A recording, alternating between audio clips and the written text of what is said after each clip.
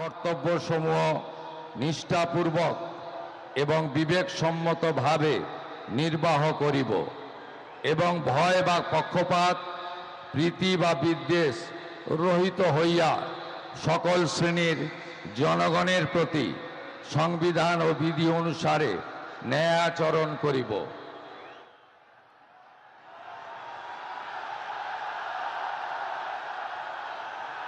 আমি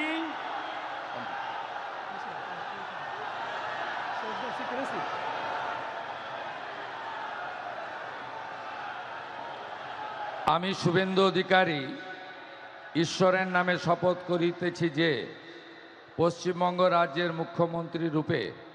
যে কোনো বিষয় যাহা আমার বিবেচনার জন্য আনীত হইবে বা আমি জ্ঞাত হইব, তাহা মুখ্যমন্ত্রী রূপে